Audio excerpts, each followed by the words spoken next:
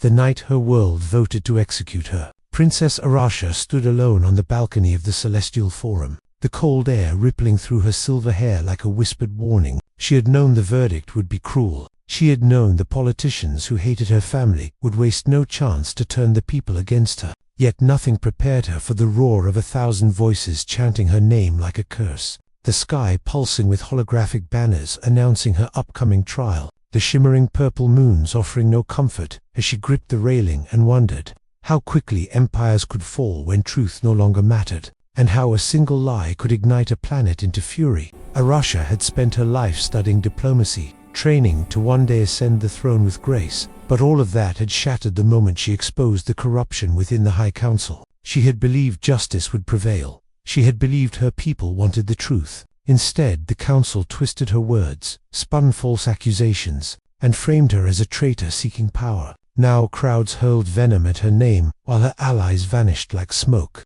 leaving her with only the fading hope that anyone would believe she was innocent. Yet each passing hour drained that hope like water leaking through cupped hands. In the shadowed corridors of the palace, guards watched her with suspicion, servants avoided her eyes, and even the statues of past rulers seemed to judge her as she walked past them. She felt the weight of history crushing her shoulders, a suffocating reminder that her lineage had survived wars, famines, and cosmic disasters, but may not survive politics, not when fear made people so easy to control.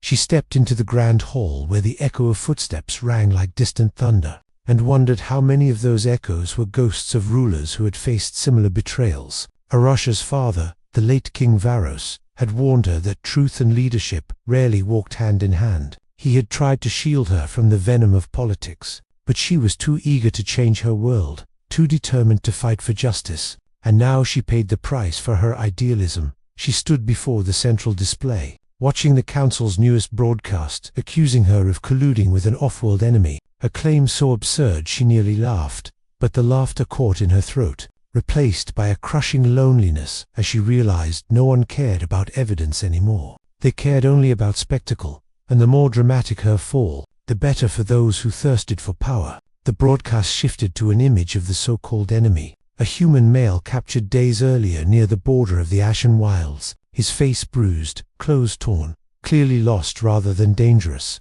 Yet the council labeled him a spy, sent to manipulate the royal family. Arasha had seen him once from afar when guards dragged him through the palace gates, and something about him had struck her as deeply out of place. Not dangerous but confused, perhaps even frightened. The council insisted he carried forbidden technology, but rumors whispered that the device he carried was no more than a distress beacon, a plea for help from a lone traveler stranded among stars. That human Cole Maddox was now the council's key to destroying her. They claimed she had secretly met him, plotted with him, and planned to overthrow the government. None of it was true. Yet it now lived inside the minds of millions who believed whatever the council fed them. She closed her eyes, willing herself to remain strong, but every second felt heavier, like she was sinking into quicksand made of rumors and lies. When a soft chime echoed through the hall, she turned to see her personal advisor, Myra Day, approaching with hurried steps, and fear etched across her features like cracks in fragile glass. "Princess," they moved the sentencing hearing forward, Myra whispered,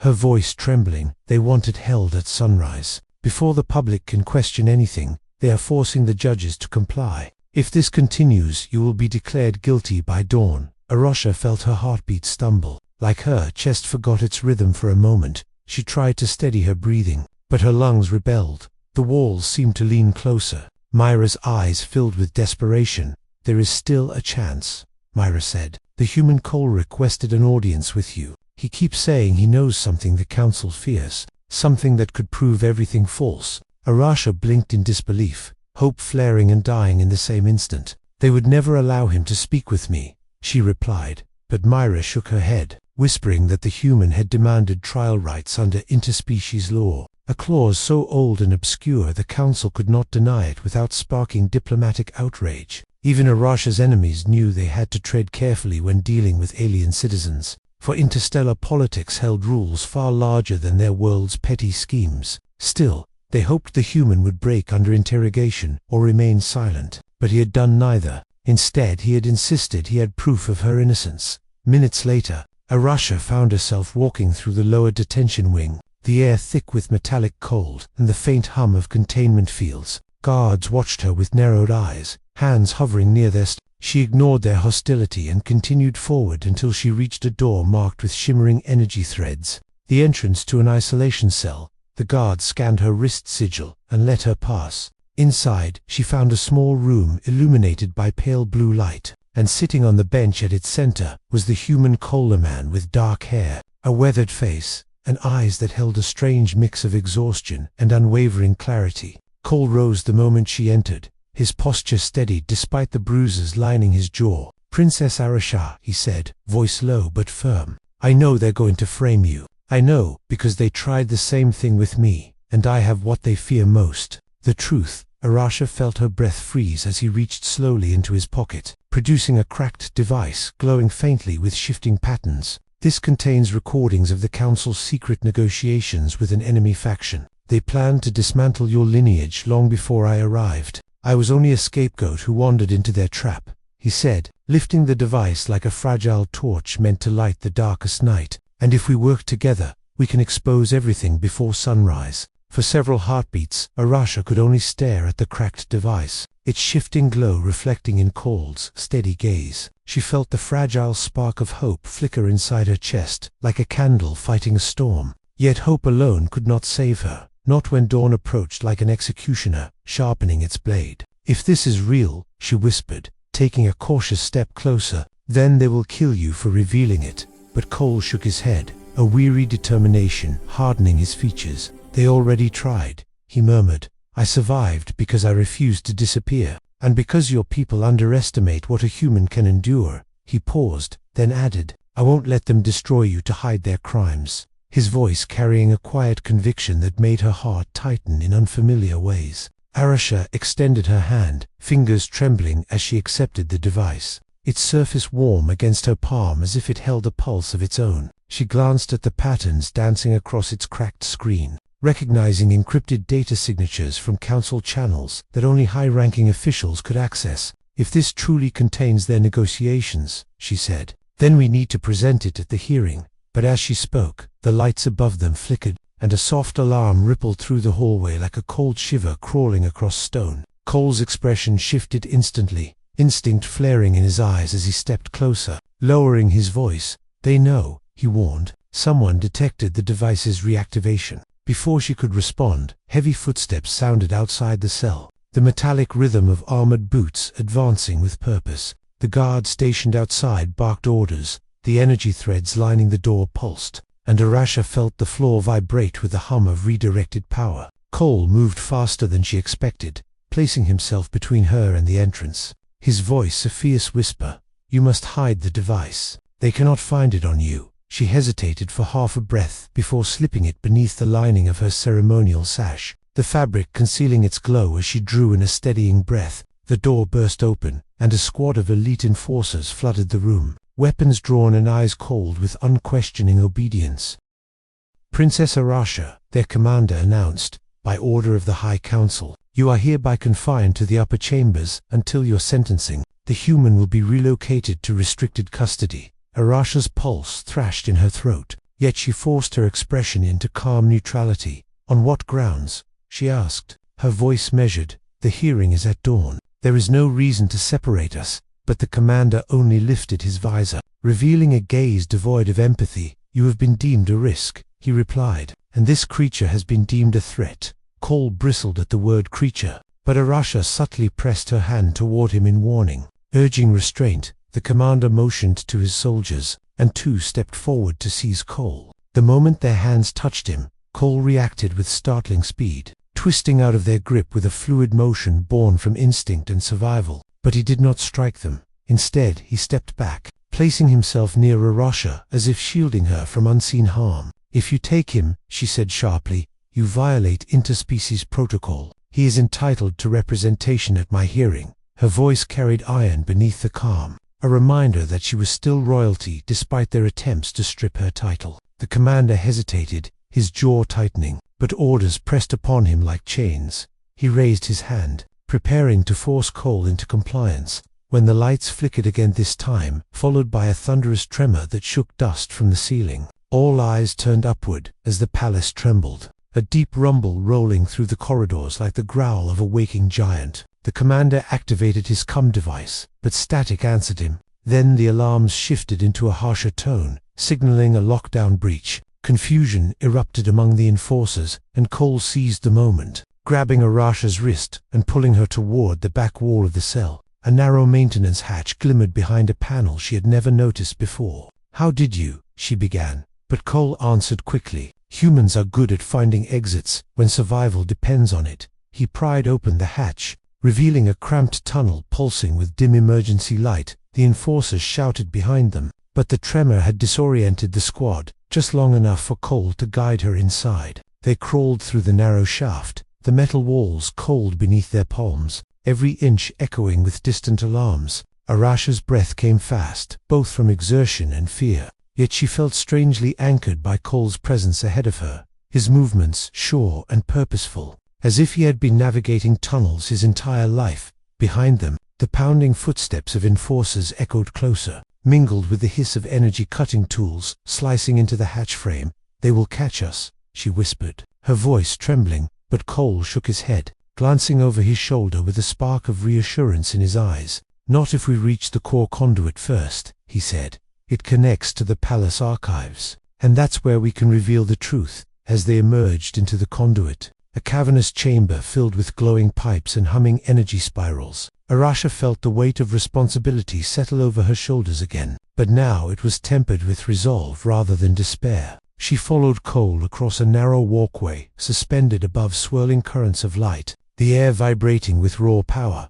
"Why are you helping me?" she asked suddenly, her voice almost swallowed by the drone of machinery. Cole paused, turning to her with a look that held quiet sincerity. "Because someone has to stand against them," he said. "And because your world deserves better than leaders who hide behind fear and lies." He hesitated, then added, "And because they took everything from me when they dragged me here, I refuse to let them take you too."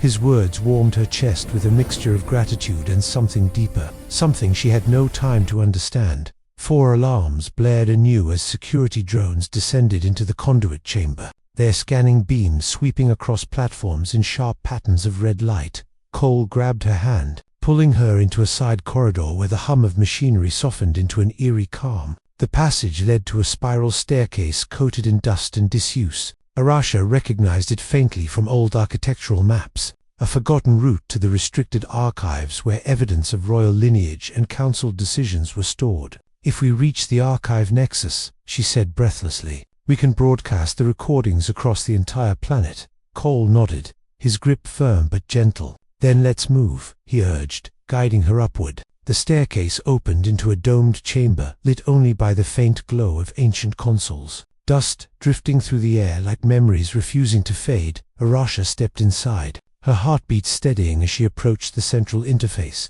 The cracked device, still hidden beneath her sash, pulsed against her ribs like a second heartbeat. She reached for it, but froze as a familiar voice echoed through the chamber, cold and triumphant. "I knew you would run here." Councillor Seriah stepped from the shadows, flanked by enforcers and high-ranking officials, his eyes gleaming with predatory satisfaction. "You have walked straight into your own execution," he declared, "and the human will fall alongside you, for no truth can save you now." His words, slicing through the chamber like a blade, meant to sever the last thread of hope. For a moment, Arasha's breath abandoned her, the chamber spinning as Councillor Seriah's smirk widened with poisonous satisfaction. Cole stepped instinctively in front of her, his posture coiled like a shield forged by desperation and resolve. The enforcers aimed their weapons with clinical precision, each barrel glowing faintly with the promise of pain. Arasha forced herself to remain steady, lifting her chin despite the tremor in her hands. "You endangered our world for power," she said, her voice slicing through the cold air.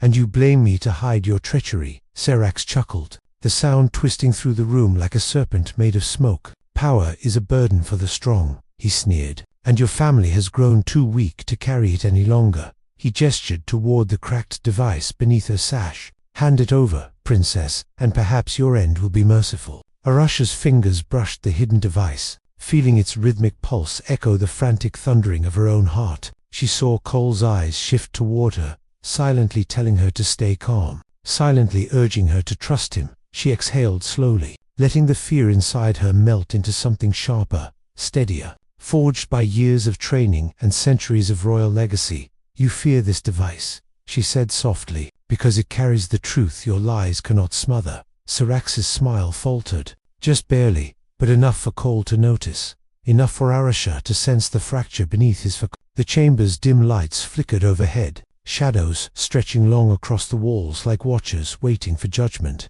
"The truth will surface whether you silence me or not," she whispered, and Seriah's expression snapped into cold fury.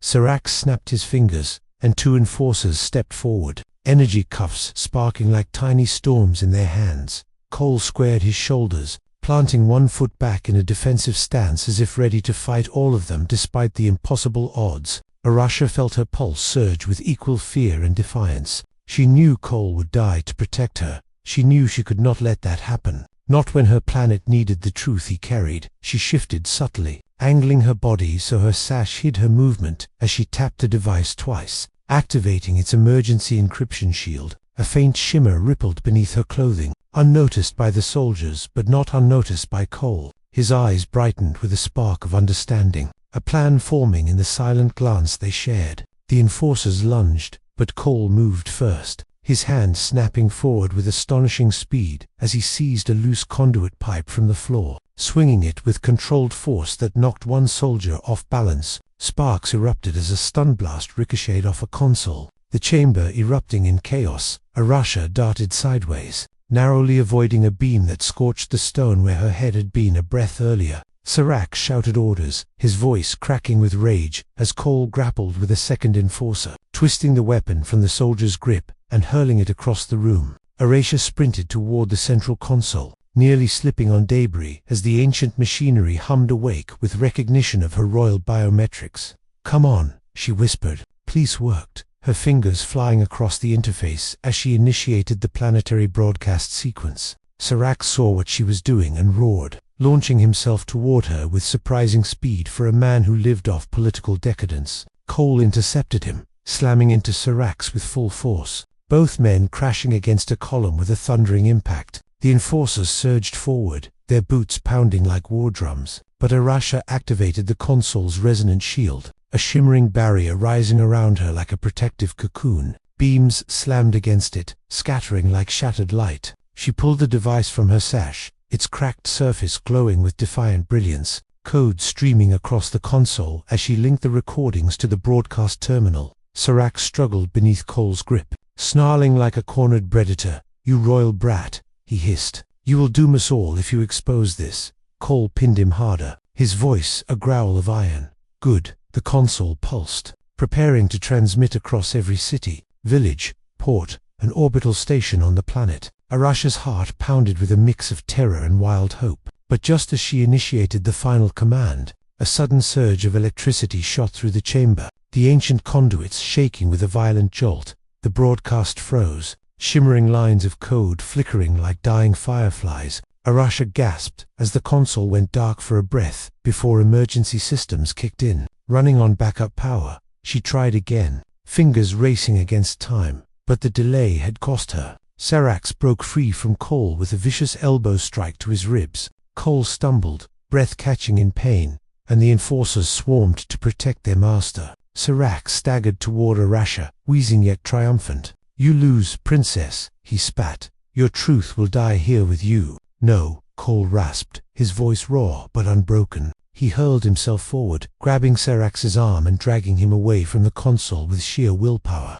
The two crashed to the floor in a tangle of limbs and fury. Arasha slammed her hand against the console once more, forcing the device to force override the planetary relay. Sparks erupted around her, the air filling with the scorching scent of burning circuits, but the relay responded, shuddering to life as the device's recordings began to upload into the broadcast chamber. Seriah roared, twisting violently as he threw Cole off him with a desperate surge of strength. He lunged toward Arasha again just as the final progress bar reached completion. Arasha turned, breathless and trembling, her eyes locking with Seriah's, blazing with hatred and fear. "It's too late," she said, voice shaking. "The people will hear everything." The building trembled again, stronger this time, dust raining from the ceiling as the ancient chamber groaned beneath the overload of energy. Alarms wailed across the palace in a shrill rising cry, signaling a planet-wide transmission in progress. Serax's face twisted into terror as he realized his downfall had begun. He lunged for the device, but Cole tackled him again, this time with a force fueled by something deeper than survival, something closer to justice.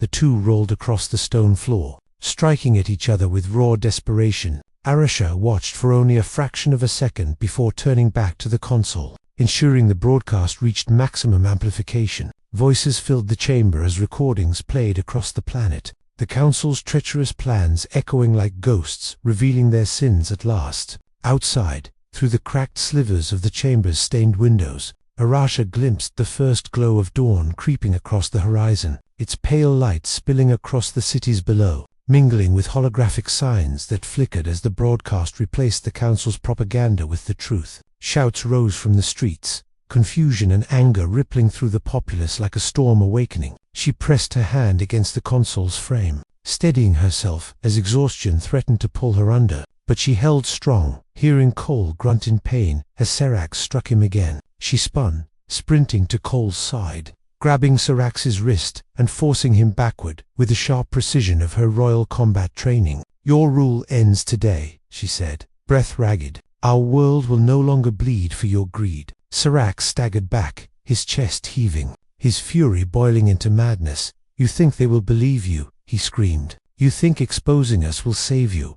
Arasha stepped forward, Cole rising beside her despite the blood on his lip and the bruises blooming along his ribs. Together they faced Serax, twin pillars of defiance against a dying tyranny. The console behind them blazed with the final transmission, sealing Serax's fate in the minds of millions. The chamber trembled once more as security forces clashed in distant corridors, loyalists fighting rebels awakened by truth. Cole placed a steadying hand on Arasha's shoulder, his voice a low whisper, carrying strength she desperately needed. "This is only the beginning," he said, and she nodded, feeling the weight of destiny settle upon her like a mantle of fire and hope. "Yes," she breathed, "but now they know the truth." The chamber shuddered as the palace descended into open revolt, shouts echoing through corridors that once held only ceremonial whispers. Arasha steadied herself against a pillar, her breath loud in her ears as Cole scanned the shadows for incoming threats. The broadcast continued to pour across every channel of communication,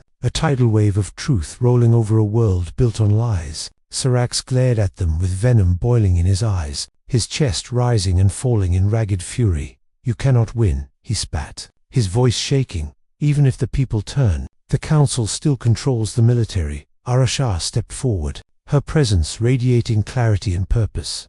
"Not for long," she replied, each word carrying the weight of her lineage and the fire of her conviction. "Not when the soldiers see who truly betrayed them." Before Serax could retort, a thunderous crash split through the chamber as a squad of armored figures stormed inside. Arasha tensed, expecting more enforcers, but the moment the newcomers saw Serax pinned between Arasha and Cole, they raised their rifles towards her, not toward her. Their captain stepped forward, saluting with precision. "Princess Arasha," he declared, "we received the broadcast. Your father's old guard stands with you."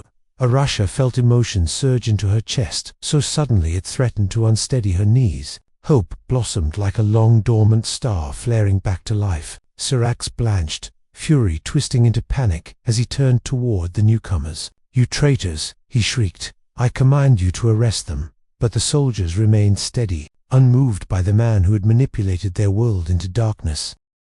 The captain leveled his weapon at Serax, his eyes cold with the certainty of justice. "The Council betrayed its oath," he said. "We follow the rightful heir." Serax backed away, breath stuttering as he collided with a fallen console. "You have no idea what forces you are challenging," he snarled. "Our alliances run deeper than you know." But Arasha stepped closer, her gaze steady, unwavering. "I know enough," she said. "I know that you sought power through fear, and that fear ends today." Cole stood behind her, battered but unbroken, ready to move the moment danger flared. The energy in the chamber tightened, every heartbeat thrumming with the sense that the fate of their world teetered on a knife edge drawn between rebellion and redemption. Serax made a final desperate move, lunging toward the emergency override switch that would seal the chamber.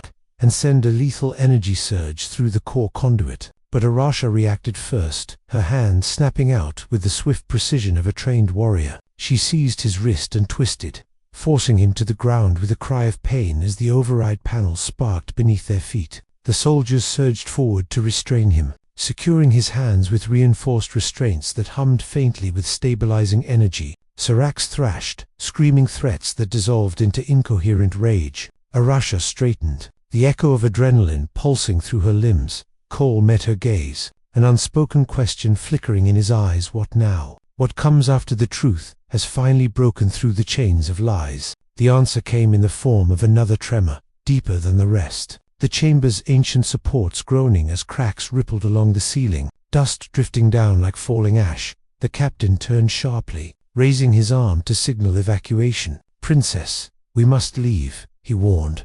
"The energy core is unstable." The overload from the broadcast damaged the palace substructure. Arasha nodded, stepping aside as two soldiers dragged the snarling Sarax away. Cole approached her, offering his arm as a support, even though he was the one bleeding from half a dozen unseen wounds.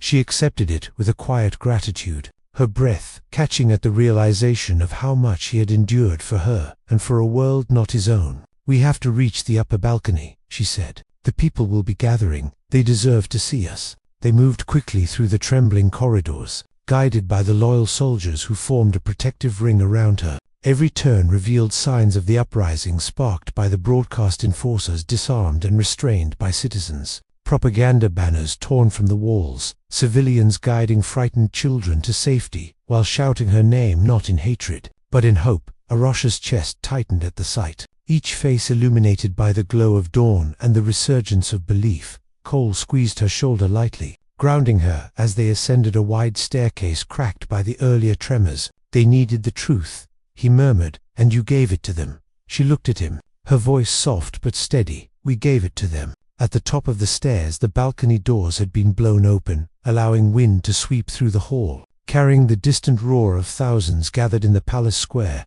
Arasha stepped out into the light, the first full rays of sunrise bathing her in gold as the crowd erupted, their shouts rising like a tidal wave of awakening strength. Cole stood beside her, jaw tight with emotion he tried to hide but could not fully contain. The captain positioned himself behind them, ensuring their safety as Arasha raised her hand, her voice carried by the palace amplifiers that flickered but still held enough power to reach the masses below. "My people," she began, the weight of centuries settling into her words. "You have been deceived, but today you took back your truth. Today you rose above fear and reclaimed the destiny stolen from you." The crowd roared again, anger and relief and hope blending into a sound that shook the air. Arasha felt tears prick her eyes, but she held her composure as she continued. "The council sought to divide us, to turn us against one another, to exploit our trust and weaken our future." She lifted her chin, her gaze sweeping the vast assembly. "But you saw through their lies, and because of your courage, justice will rise again." The people shouted her name, this time with pride. Cole stood solid beside her, a quiet anchor amid the storm of emotion swelling through the square. She turned ever so slightly toward him, a silent acknowledgement of the human who had risked everything to change the fate of a planet, not his own. As the crowd continued to chant, Cole leaned closer, speaking softly enough that only she could hear. "You did it," he murmured, but she shook her head gently. "We did it," she replied, her voice trembling with the truth of it. He had been the spark that ignited the collapse of fabricated tyranny. He had been the unexpected constant in her chaos, the reminder that courage could come from anywhere, even from a stranger pulled through stars against his will. Cole looked out across the sea of people, a flicker of awe lighting his tired eyes. "What happens now?" he asked quietly. Arasha inhaled slowly, feeling the dawn settling over her shoulders like a promise waiting to be kept.